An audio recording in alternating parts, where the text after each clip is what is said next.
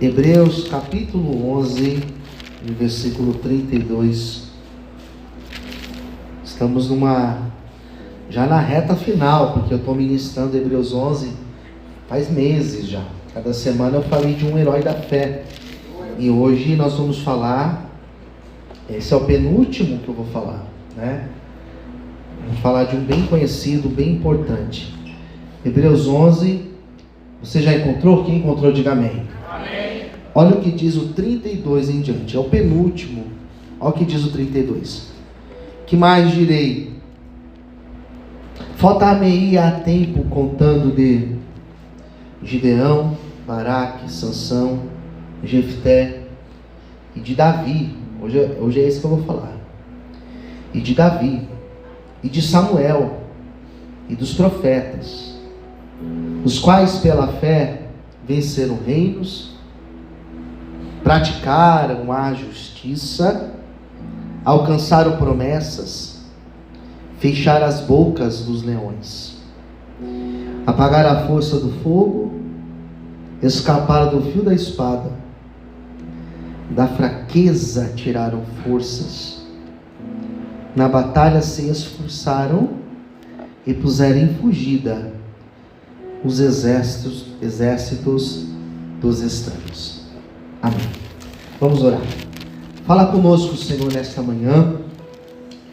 Revela a palavra aos nossos corações de uma forma bem clara, bem objetiva, Senhor. Que nada roube a atenção da igreja para sermos ministrados pela palavra de hoje. Usa a minha vida, Senhor. Eu me coloco em Tuas mãos nessa manhã, Senhor. De mim eu nada tenho. Fala conosco em nome de Jesus. Amém. Você pode aplaudir Jesus? Louvado seja Deus. Antes de eu começar a pregar, olha para o seu irmão e fala assim: olha, Deus vai falar com você nessa manhã. Agora diga assim para ele: ó, não me atrapalhe ouvir a palavra hoje. Tem gente que gosta de falar, né? E quer falar até na hora da palavra. Ah, você viu? Depois você fala, tá? Ouve a palavra primeiro. Bom, queridos, como eu disse já, é o penúltimo. E nós falamos desde o começo de Hebreus 11, falamos sobre Abel, falamos sobre Enoque, sobre Noé, Abraão, Isaac, Jacó, José, Moisés, falamos de Josué, falamos de Raabe, falamos de Sara. E nessas últimas semanas eu tenho falado do versículo 32.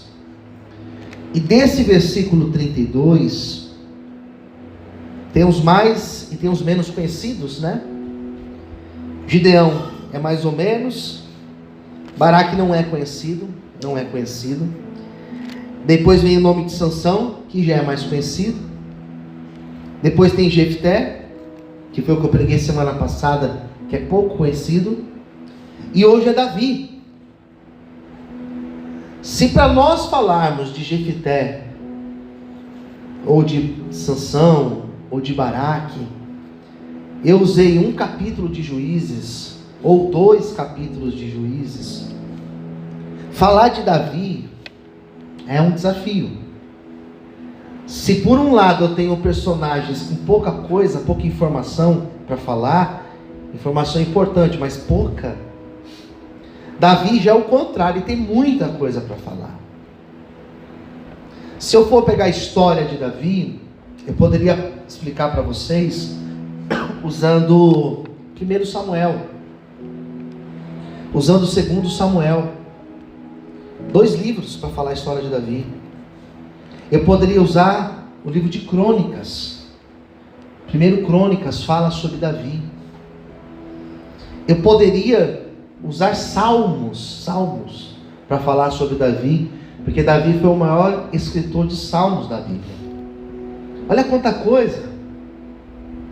Então, olhar para toda essa história, toda a história de Davi, e enxergar por que Davi é chamado de herói da fé, é o desafio.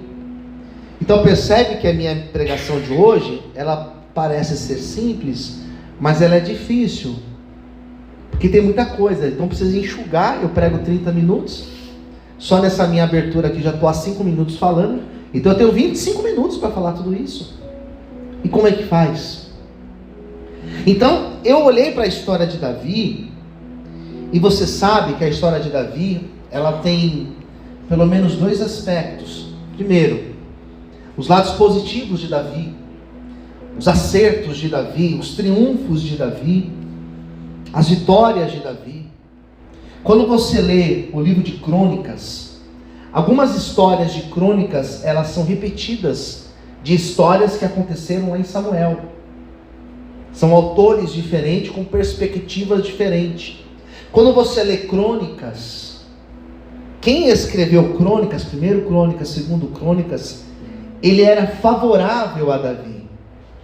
Ele tinha um lado positivo para falar sobre Davi. Sabe como que funciona isso?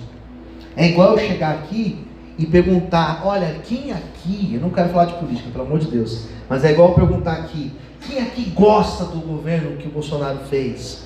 Então alguns vão falar os aspectos positivos e vão dizer, olha, eu gostei, porque aconteceu isso, isso e isso. E se eu perguntar quem que não é tão favorável, vai apresentar aspectos negativos do mesmo governo. Quem entendeu, diga amém. Então você lê Crônicas, você vê aspectos positivos de Davi. O Davi que é apresentado lá em Crônicas, quem lê somente Crônicas, se você conhecer a história de Davi só lendo Crônicas, você vai falar, perfeito, é um personagem que não teve erro. Mas se você vai ler lá em Samuel, você vai encontrar as mesmas passagens, os aspectos positivos, mas você encontra os erros de Davi, que parece que o autor de Crônicas achou melhor não contar. A gente faz isso às vezes. Às vezes quando você quer falar de alguém, você só fala os aspectos positivos e não fala os defeitos.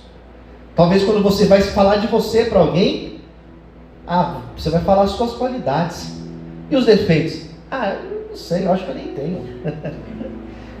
Acho que o meu defeito é amar demais. Acho que o meu defeito é ser muito cuidadoso. Daí convivendo não descobre, né? Um monte de coisa. Quem concorda, diga amém. Então Davi é isso. Acertos, muitos, muitos. Erros também, muitos. E é interessante que você pega esses 2 pesos, você tem uma história bonita. A história de Davi é bonita. Daí você pega esses 2 contextos que eu apresentei para vocês agora, deixa um pouco de lado, e você vai lá em Salmos. Porque quando você lê Crônicas, você está lendo, que não foi Davi que escreveu Crônicas. Quando você está lendo Crônicas, você está vendo o que alguém disse acerca de Davi. Quem entendeu, diga amém. Ô Joyce, aumenta um pouquinho para mim, querida, por favor, no microfone. Então você lê Samuel, você vê o que disseram de Davi. Você lê Crônicas, o que disseram de Davi. Só que se você lê Salmos, você está lendo o que Davi disse. Muda. É igual você estudar o apóstolo Paulo. Eu finalizei um livro do apóstolo Paulo, escrevi um livro sobre o apóstolo Paulo, sobre as cartas de Paulo. Eu terminei, vai fazer acho que 1 ou 2 semanas. Já vai estar disponível aqui pra gente, em livro mesmo, tudo. E quando você lê a história de Paulo, lendo Atos dos Apóstolos, porque Atos dos Apóstolos fala de Paulo. Se você conhece a história dele só por Atos, teu conhecimento é pobre. Agora, se você conhece Atos dos Apóstolos e conhece as cartas de Paulo, você está vendo o que Paulo pensa, o que ele fala dele mesmo. Então é outra visão. Ler Salmos é você ler, eu costumo dizer, você lê a teologia de Davi. Por que a teologia de Davi? É a forma que Davi se relacionava com Deus. Salmo tem oração. Como que Davi orou quando ele passou por essa situação? Quem entendeu, diga amém. Tem um livro meu ali atrás, O Encontro com Deus na Caverna. Davi na caverna de Adulão. A história está lá, em 1 Samuel 22. Mas o que Davi passou, você encontra lá nos Salmos. Como que estava a cabeça de Davi, está lá no Salmo. Então nós temos, por exemplo, lá em 1 Samuel, em 2 Samuel, melhor dizendo, uma história de Davi, que ela é lamentável. É uma mancha na história de Davi. Não se prega muito sobre isso. Mas nós temos uma falha de Davi, lá em 2 Samuel. Que foi quando Davi cometeu um pecado. Todo pecado é erro, todo pecado é grave, todo pecado gera consequência. Eu não acredito em pecado, pecadinho, pecadão. Eu não acredito em pecado venial, como a Igreja Católica coloca, né? Os pecados capitais, eu não acredito nisso. Mas as consequências são diferentes. E o pecado que Davi cometeu lá em 2 Samuel foi muito grave. Davi, ele era o rei já era velho, no sentido de, já era experiente, já era maduro. Você sabe que tem erros que a gente comete na adolescência, que depois de uma certa idade você não pode cometer, porque você já é mais maduro. Quem concorda, diga amém. Você não pode cometer depois. Eu já cometi erros na minha vida, vários erros, e alguns eu não cometo mais. Não é porque eu sou bom, não, é porque eu amadureci, então eu não vou cair lá. Posso cair em outros, esse não. E o erro que ele comete foi grave, porque ele já era rei, já era experiente, já era maduro, já era casado. E diz a Bíblia que certo dia ele estava lá no seu palácio. E é muito interessante essa história, porque ela fala que Davi não foi para a guerra. Geralmente ele ia. É incrível que às vezes acontecem umas coisas na nossa vida, que depois a gente começa a juntar as peças e fala assim, não era nem para eu estar lá. Não era para Davi estar lá. Mas ele estava. E diz a Bíblia que ele estava lá no seu palácio, e diz a Bíblia que próximo ao seu palácio, acredito que na parte de trás do seu palácio, passava um rio. E antigamente, a higiene, roupa, animal, se levava lá no rio. As mulheres pegavam água do rio para levar para as casas. E era um trabalho que as mulheres faziam, não eram os homens que iam lá lavar roupa, não eram os homens que iam buscar água, as mulheres. Lembra de João capítulo 5? Jesus falando com a samaritana? Ela estava no poço, porque era normal das mulheres. E Davi, diz a Bíblia, que ele estava lá no seu palácio, e ele olhou no lado de fora, e ele viu uma mulher muito bonita, Betseba. E o problema não é você olhar e achar a mulher bonita, ou o homem bonito. O problema não é isso, não é tudo isso. O problema é que na hora que ele olhou, aquilo mexeu com ele. Aquilo mexeu com ele. Não foi simplesmente uma olhada e ele olhou e falou, nossa, bonita, e continuou. Ele olhou e parou e ficou olhando. Poxa, é bonita. E chamou a atenção dele. E a partir do momento que algo chama a nossa atenção, gera um interesse em nós. Atenção, interesse. Depois do interesse vem o desejo. A pessoa começa a desejar, começa a cobiçar. E depois vem a ação. Atenção, interesse, desejo e ação. Diga comigo, atenção. Mais forte, diga atenção. Interesse. Desejo e ação. E o que é ação? Ação eu vou consumar. Eu vou fazer o que eu quero fazer. Existe uma mentalidade que não é recente, ela é antiga, que é a mentalidade de que eu quero ser feliz. Deus me fez para eu ser feliz. E existem pessoas que vivem a vida em busca da felicidade, em busca do prazer. Isso os gregos chamavam de hedonismo. É você viver a sua vida em busca só de prazer. Isso é destrutivo. Você vai acabar com a tua vida. Porque a vida não é somente você satisfazer desejos. Se você for comer só o que você gosta, ou só o que eu gosto, já pensou, queridos? Como que a gente vai ficar? O tamanho que nós vamos ficar, queridos? Não é verdade? Quem concorda, diga amém. Só o que você gosta. Se você vai dar para o seu filho só o que ele gosta, vai viver do quê? De doce, de brigadeiro, de sei lá, né? Eu acho tão bonito quem fala assim, eu não ligo para doce, eu acho bonito, gente. Eu queria ser assim, eu tenho uma inveja santa.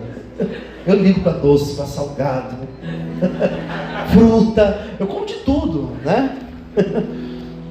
Mas voltando para o texto de Davi.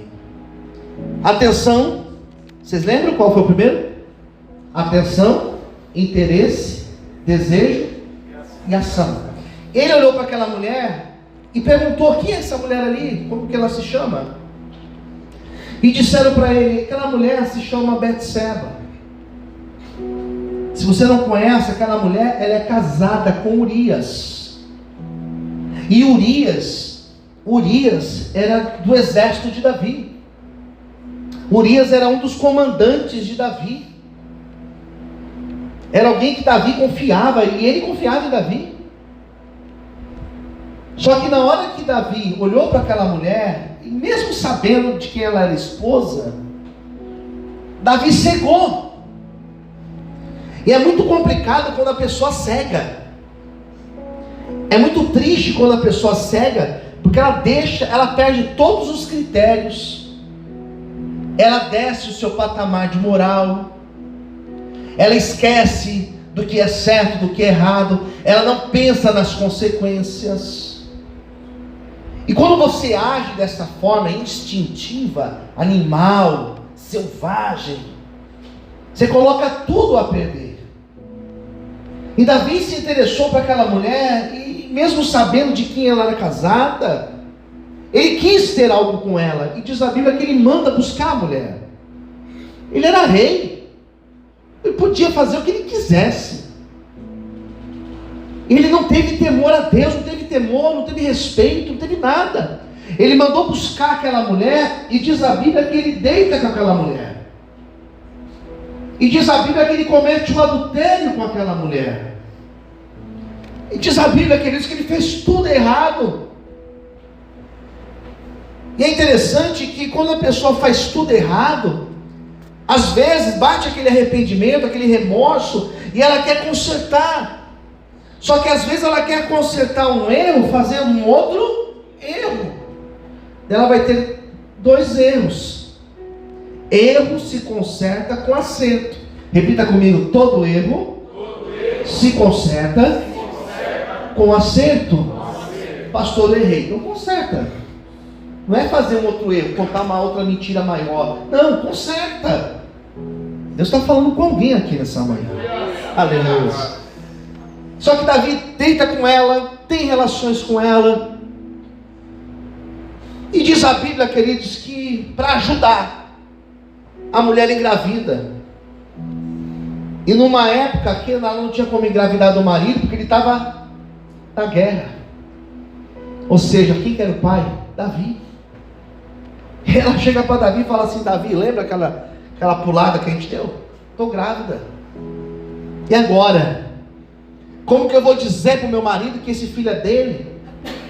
E Davi, para consertar o seu erro, o diabo ele é sujo. Porque o diabo coloca ideias na nossa mente, e ideias do diabo não são ideias de Deus. Me veio uma ideia aqui para arrumar, cuidado.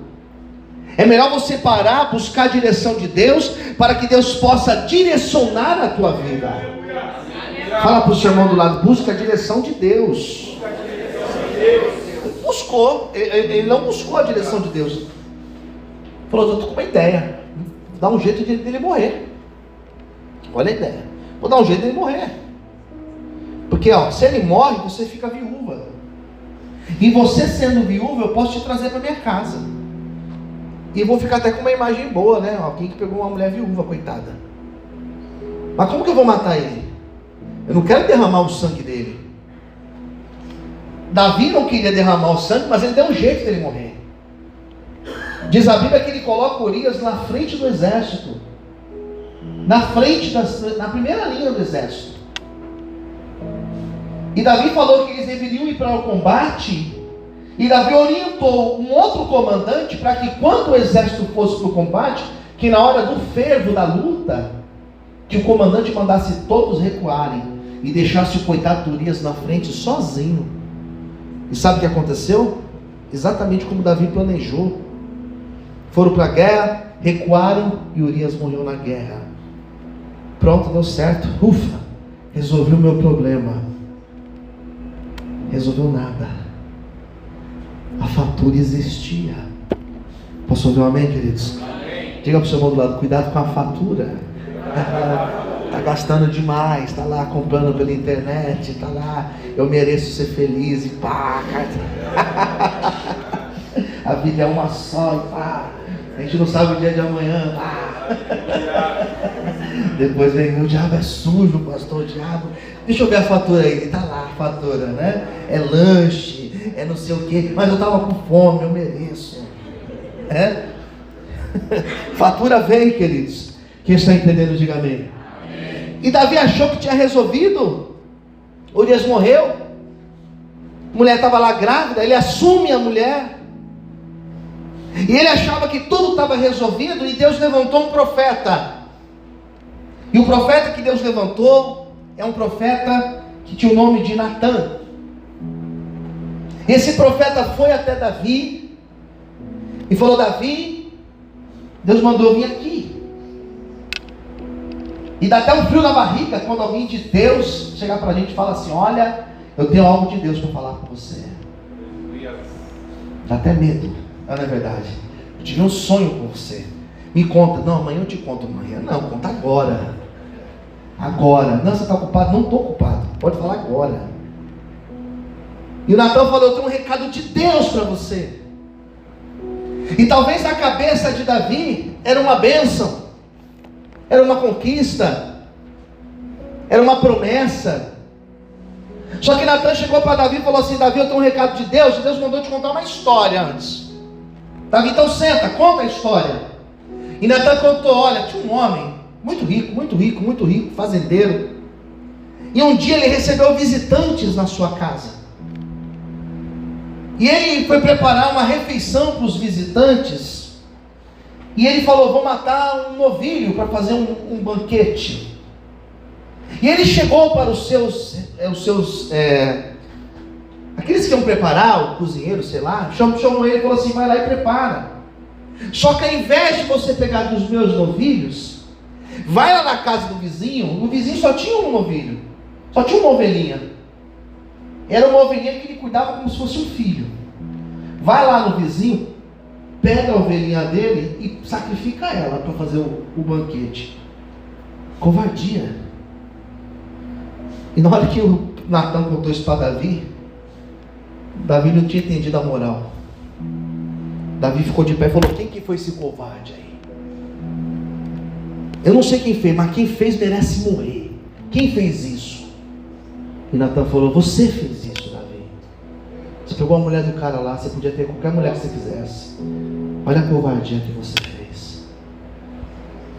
Deus reprovou a tua atitude. Posso ouvir um amém, queridos? Amém. E o profeta falou para que Davi, que ele se arrependesse, e que ele se convertesse, e que ele deixasse o caminho mau. E nesse constrangimento, nesse tapa na cara que ele leva, Davi escreve o Salmo 51. E o Salmo 51, eu li este salmo muitas vezes já. O Salmo 51, ele mostra o que Davi fez, ou melhor, o que Davi orou, depois que ele cometeu todo esse erro. Então o Salmo 51 fala de duas pessoas. Fala de Davi e fala de Deus. O que Davi fez e o que Deus fez. Se você ler o Código de Hammurabi, a lei de Moisés, lá diz assim, que o homicida, ele deve pagar com a sua própria vida. Lembra do olho por olho, dente por dente? Ou seja, se ele matou, ele deve morrer. E por que Davi não morreu? O Salmo 51 mostra. Então o Salmo 51, e aqui eu queria ter mais meia hora para pregar, o Salmo 51. O Salmo 51 é uma oração de Davi. E como nós estamos falando de heróis da fé, Hebreus 11, Por que Davi, pastor, ele é considerado um herói da fé? Porque ele derrubou o gigante Golias? Eu acho que não. Por que ele é o herói da fé? Porque ele foi para a caverna de Adulão e saiu de lá com um grande exército? Foi por causa disso? Também acho que não. Por que Davi foi um herói da fé? Porque ele venceu os filisteus? Eu acho que não. Davi foi um herói da fé, e eu fui lá no Salmo 51, e eu fiz questão de ler todo o Salmo 51, e eu falei, Deus, por que Davi foi herói da fé? Onde que neste Salmo mostra o que fez de Davi um herói da fé? Porque na verdade, ele foi alguém que pecou. Só que o Salmo 51 mostra 3 aspectos de Davi, que no meu ponto de vista, fizeram dele herói da fé. Posso ouvir um amém, queridos? E o primeiro aspecto, por que Davi foi herói da fé? Porque no momento que ele foi constrangido por Natã, por Deus, através de Natã, e Natã coloca o erro dele, e diz o erro dele, Davi não fugiu da responsabilidade. Davi assumiu o seu erro. Davi reconheceu o seu erro, ele assumiu o seu erro. Quem entendeu, diga amém. Ele falou, é verdade, eu fiz isso, é verdade, eu fui covarde, é isso mesmo, é verdade, eu pequei. Na verdade não pequei somente contra ele, eu pequei contra Deus, porque se eu faço para alguém, eu estou fazendo realmente para Deus, então eu pequei perante Deus. Davi reconheceu o seu erro. Se alguém quer viver uma vida de vitória na presença de Deus, saiba que Deus não vai exigir de mim e de você a perfeição. Quem exige perfeição de mim e de você são as pessoas. O pastor tem que ser perfeito, o irmão tem que ser perfeito, a esposa tem que ser perfeita. Só que perfeição somente Deus. Deus não queria que Davi fosse perfeito. Deus queria que Davi reconhecesse o seu limite, reconhecesse o seu erro, reconhecesse o seu fracasso. Nessa manhã Deus não está em busca do mais perfeito, Deus está em busca daquele que é mais sincero, para reconhecer, Senhor, eu errei, eu falhei, eu tropecei, eu fiz errado, mas me ajuda, e Ele vai te ajudar a você viver uma vida na presença dEle. Aleluia! Você pode aplaudir o Senhor, aleluia. Posso ouvir amém, queridos? Por que ele foi herói da fé? Reconheceu o seu erro. Reconheceu o seu erro e se arrependeu do seu erro. Aleluia! Pior do que errar é você errar e não se arrepender do que você fez. Peça desculpas todas as vezes que for necessário. E olha, em alguns momentos você vai ter que pedir desculpa sem ter feito nada. Mas peça, você vence quando você faz isso. Davi reconheceu o erro, foi humilde, reconheceu o erro, se arrependeu. 2. Quando a Bíblia fala do arrependimento de Davi, tem como consertar? Você mata alguém? Tem como você consertar? Não tem. Matou uma pessoa, como você vai trazer a pessoa de volta? Não tem. Você não pode consertar alguns erros que você cometeu, mas você pode reparar os seus erros. Davi fez um reparo nos seus erros.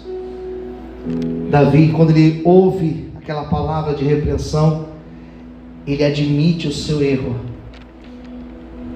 E é interessante que o grande problema não é quando você erra, mas é quando você volta a errar na mesma coisa. Arrependimento fala de conversão. Quem entendeu, diga amém. Amém. Conversão fala de mudança de pensamento. Filipenses fala sobre isso. A metanoia, a mudança de entendimento. Conversão, arrependimento te leva a dizer: eu errei, eu tropecei, mas eu não vou voltar a errar aqui. E eu vou por outro caminho. Por isso que vem a palavra conversão. Você está indo por aqui, você muda, você faz uma conversão, você muda de atitude. Posso ouvir amém, queridos? Sabe o que Deus está querendo de mim e de você nessa manhã? é mudança de atitude, é mudança de postura, é uma vida nova na presença dele. Pastor, eu errei, eu falhei, eu pequei, tudo bem, hoje você vai parar, vai se arrepender e vai mudar de rota, vai mudar de caminho, e você vai viver um novo nível de vida na presença do Senhor. Eu não sei o que você fez, também nem me importa saber a vida de ninguém aqui, mas se você hoje se arrepender, o Senhor vai te dar uma nova vida, um novo caminho. Ele vai escrever uma nova história na tua vida, em nome de Jesus. Aleluia. Você pode aplaudir Jesus? Pode dar glória a Deus. Daí, em terceiro, porque eu falei que eram 3, em terceiro lugar, o que ele orou. Porque ele orou: Senhor, eu pequei, eu pisei na bola, eu falhei. Só que Davi, quando ele cometeu todos esses erros, Davi era rei, queridos. E Davi sabia que se fossem aplicar a lei, o que acontecia? Vocês conhecem a Bíblia, né? O que acontecia quando alguém era pego em adultério? A pessoa era o quê? Apedrejada. Você sabe que até hoje acontece isso em alguns países árabes. Neymar tem que viajar onde ele está. Vai ganhar 1.400.000 por dia, nada mal. Mas tem que andar na linha lá. O país árabe é outra pegada. Davi tinha que ser morto, tinha que ser apedrejado. Davi poderia deixar de ser rei. Só que a oração que ele fez, eu quero ler com você um trecho do Salmo 51. Eu vou encerrar lendo esse trecho, que já está na hora de eu orar. Volta lá na sua Bíblia, no meio da Bíblia, Salmo 51. Olha o que diz: tem misericórdia de mim, ó Deus, segundo a tua benignidade, e apaga as minhas transgressões, segundo a multidão das tuas misericórdias. Lava-me completamente da minha iniquidade, purifica-me meu coração. Ele estava se sentindo sujo. Tá? Quando você peca, se sente sujo? Ele estava assim. 3. Porque eu conheço as minhas transgressões, o meu pecado está sempre diante de mim. Contra ti somente pequei, eu fiz o que aos teus olhos é mal, para que sejas justificado quando falares, e puro quando julgares. Ele vai lá atrás, ó: eis que iniquidade fui formado, e em pecado me concebeu a minha mãe. Ele está falando do pecado original, que nós herdamos de Adão.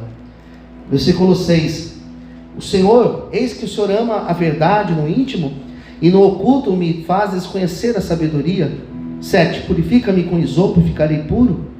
Lava-me, ficarei mais alvo do que a neve. Faze-me ouvir com júbilo e alegria, para que gozem os meus ossos que tu quebrastes. Esconde a tua face dos meus pecados e apaga todas as minhas transgressões, as minhas iniquidades. Versículo 10. Ele vai pedir agora para Deus: cria em mim, ó Deus, um coração puro. Cria em mim um coração puro. Renova em mim um espírito reto. Não me lance fora da tua presença. Não retires de mim o teu Espírito Santo. Não retire de mim o teu Espírito Santo. Torna a dar-me a alegria da salvação e sustém-me com um espírito voluntário. Davi, quando ele erra, peca. Medo de Davi não era perder o trono. Ele podia perder o trono. O medo de Davi não era nem perder a vida, ele poderia morrer. O medo de Davi era perder a presença do Espírito Santo com ele. E o que hoje me entristece demais é saber que quantas vezes nós tomamos decisões, atitudes na vida, e nós nem consideramos se o Espírito Santo estará ou não conosco. Eu preguei sobre Sansão esses dias atrás. E o que eu falei, pastor Ricardo, sobre Sansão é que Sansão perdeu a presença do Espírito Santo e não percebeu. E todo mundo sabia que ele já não era mais o mesmo, só que ele não percebeu. O Espírito Santo já tinha ido embora. Estava vazio. Davi falou: Senhor, tira o que o Senhor quiser, mas eu não quero sentir esse vazio dentro de mim, Senhor. Como eu disse, o Salmo 51 fala de duas pessoas. Fala de Davi e fala de Deus. E Deus, pastor? Deus perdoou Davi. 2, Deus não se afastou de Davi. 3, Deus deu uma nova oportunidade para Davi. O Deus que eu estou pregando nessa manhã é um Deus que dá oportunidade. Posso dizer amém, queridos? Pastor, por que Davi foi um herói da fé? Porque Davi foi um herói da fé? Porque ele foi perfeito? Não, pelo contrário. Errou mais do que eu e você, talvez. Mas porque ele foi um herói da fé? Porque ele reconheceu o seu erro. Porque ele se arrependeu. Porque ele valorizava a presença do Espírito Santo. Porque ele foi herói da fé, pastor, porque ele foi santo? Não. Ele foi herói da fé porque ele se ajoelhou e falou: Deus, tira o que o Senhor quiser, tira trono, tira roupa, tira o que o Senhor quiser de mim, tira dinheiro, mas não tire a presença do teu Espírito Santo na minha vida. E Deus perdoou, e Deus restaurou, e Deus restituiu a vida dele. Deixa eu liberar uma palavra de Deus na tua vida. Levanta a tua mão para o céu. O mesmo Deus que curou, restaurou e libertou Davi, ele vai tocar em você nessa manhã, e ele vai te abençoar, porque ele deu uma grande obra na tua vida. Em nome de Jesus, você pode aplaudir o Senhor e adorar o nome de Deus. Aleluia.